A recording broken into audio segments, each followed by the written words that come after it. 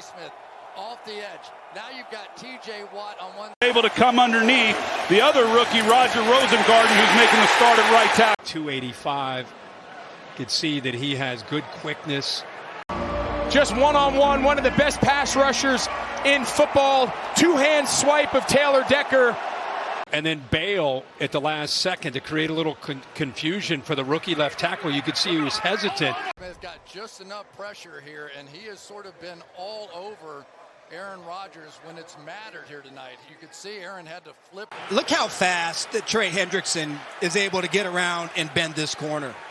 Deshaun Watson doesn't have any chance. He just flies and is able to turn that corner and get around. It's Cleveland having that type of a day. Look at him working, Josh Nijman. But guess what happened on that one? He started to work on it. Performance in the Super Bowl last year, generating pressures. Now he's going up against Morris. There's just no way. You got to pass set better than that. You got to try to punch. He's going to have an open receiver right in here. That time TJ just too quick. He won quickly, got back into throwing lanes. Watt as well.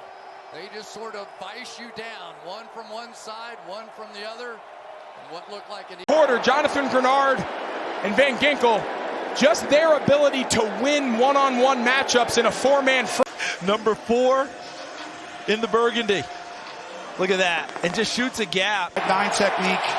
So that already stretches the play out, and then bam, here comes Cooper. In Carolina territory at the 38-yard line. And back-to-back plays, Ian Thomas charged with going. Team defense. You got Bosa here at the top of the screen. And he just applies enough pressure, Patrick. Well, it's right up the middle, and when you're trying to get rid of the ball and you've got that pressure, hands up. Right up the middle. Guys coming untouched left. Obviously, it's a screen set up, but when you attack it with pace, you force the quarterback.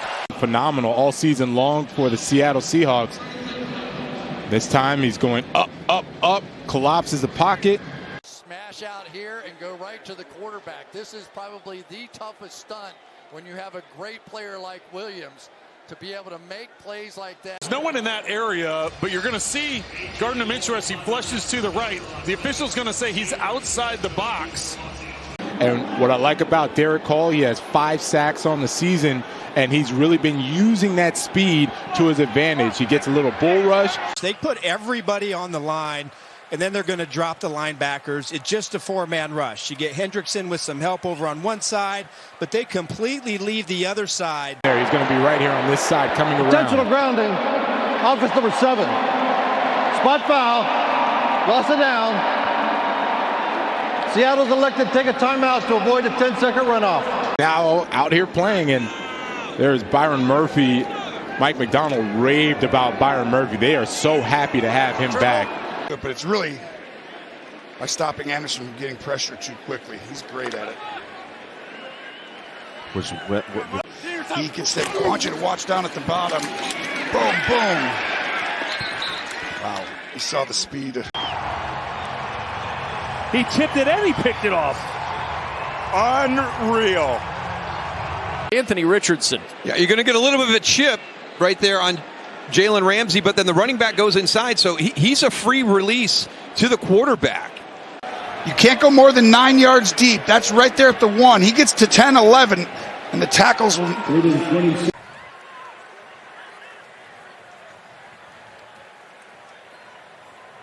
Fight through a chip.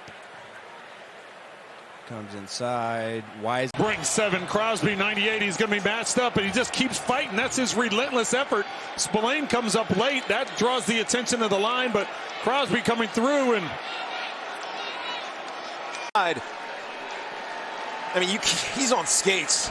Petit Frere is on skates in that situation. Young, the right guard right here, who's a tackle, who's trying to fit in there to be a guard. Boy, I tell you, that's more about John Franklin Myers. Side. And then Roseboom on the other. Someone's going to come free, so O'Connell realizing he has to get rid of the ball. Good edge pressure there. Effort and tries to time out the jump. He does time out the jump, and I mean, this is just straight up hustle. You're going to see these wideouts down the field. There's nowhere to go right there. I mean, hey, watch this, get off, and watch what it makes Justin Herbert do. He's got to move up in the pocket. He forces him right to the defensive tackle. Back foot gets planted hard. You step forward. If your reads aren't there, especially down here, you can't have a negative. End up giving the D lineman have time, and Wilson gets the sack, even though. Well, here you go. It looks like they're running a game, but then Hirsch just stays in his gap. And it looked like he runs into his own teammate, but they're just not able to pass that. Well, Matabike, he beats it right up the gut, and he's not quite able to get. Well, Owe comes off the edge. Mayfield, he thinks he sees something down the field, and as he's trying to load up and get it out. And shooting the gap, and you see the club action. He tried to hit the ball with his hand. On our team, and look at this. Look at that contact. Mac Wilson, that's full speed, buddy. That is not breaking down in the least. That is pad to pad. Right up in your chest. Former Alabama Crimson tight end. Watch his feet right here. He gets tripped coming out, and that's a nightmare scenario. Back, you need negative plays when you're on the defensive side of the ball. You have to force them in tough situations. That's a really. Here he is over here on the right tackle and just bull rushing right through his outside shoulder. Michael McKinney, safety, aligns like he's a corner. Got a free runner with Antoine Winfield. 2 big plays by this defense. He's just something else. He's going to be one outside. Kick him out there. Here he comes back inside. So the quick move back inside with that little stunt. And something to help out. He's an undrafted rookie playing because Jamel Dean is on IR. And this is the whole key. And when you watch Tampa Bay play, they come after you. Double mug blitz here in the middle. You see Awashika. He doesn't see pace. They get the wrong sort. He thinks they're the 2-man route here. The back coming out of the backfield late, but I tell you, this Will McDonald has become quite the story, hasn't he? Hacking Arden Key off the edge. He just splits right underneath, gets there before Spencer Brown, the pulling guard, can get around. Well, and justifiably, this play went on because no one was really sure if Harris's knee hit the ground right there. Probably did. Perfect protection, going to double up over here. That makes sense, right? TJ Watt on the other side. But this is well over 3 seconds that Aaron Rodgers has a chance to make this throw. He almost had to work for an escape plan from the start. But watch, Burns gets close enough and stops right here. Wants to just create a wall. Don't let him get by him. Get as deep as the deepest and wide as the widest, and then Dex. See, coming out on the field on this drive, right, if you're Gardner Minshew or any of the offensive coaches, you're mentioning to your guys, you're like, listen, today hasn't gone the way we wanted. Where to go? They were trying to get a shot downfield to Tyreek Hill, but these safeties are bailing so quickly. You got to hold it a little bit longer. You can see it's a play action, trying to get something vertical. A lot of yards and carries, the most of any running back in the NFL this year for negative yardage. They had 7, Kevin, in the box. There's pressure here. Karlaftis, and they're trying to run a counter protection, and nobody gets over there. Saubert can't get over there. Watch him coming from the right. He comes up that right slot. Nobody's aware of it. Minshew's not aware of it. He comes in, gets that hit, and then it's the scoop and score. Back to the 34. Terrific play. Well, they bring 8 guys inside the box, and then they're just swarming to the ball. So take a look as you take a look at these guys right here who are going to come after him. They're going to get there fast. Frankie Louvu beats him upfield and runs the hoop, gets the circle. Look, normally you have the back go block here, but no, he's got to go help on Dexter Lawrence, and Dexter Lawrence still gets through. They're trying to give him presence, but you can't. Bunch of undrafted free agents on this defense. But it started right there with number 32, Lonnie Johnson. This is an offensive lineman's dream, not the free rusher, but getting a chance to scoop this thing. Illuminor didn't even know the ball came out. Watch the play action on this. It's so good if he's able, if he doesn't pitch it right there, if he holds it, and he is going to throw it coming out the backside, there was nobody on that side of the field. How about Calais Campbell? In his 7th. Watch how wide Anderson is here, and he's going to make his way right around that edge, and that's a tall task for anyone. You get some protection early. Tony Pollard picks up the inside blitz, and Terrell Bernard. Really good play here by Grover. You see him splits the double team. I mean, he's got two guys that are coming to him. Aaron Brewer and Robert Jones are. Let's see if this is a fumble or Kirk Cousins' arm was going forward. Trying to buy time. Oh, got it. It is a fumble. Boy, Mafe. These two, they're going to run a stunt. The first guy goes, supposed to take your guy, you hit him.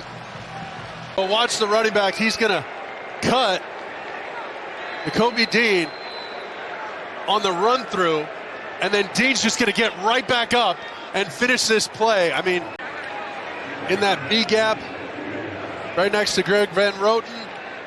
And I mean, it's such a. Jimmy's and Joe's can be the guy who actually stops the play. Look at that. That's an easy.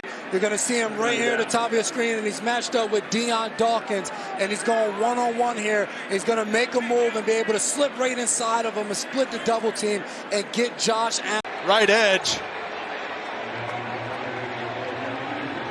There goes Huff, man. He's just running the hoop all the way around Illuminor.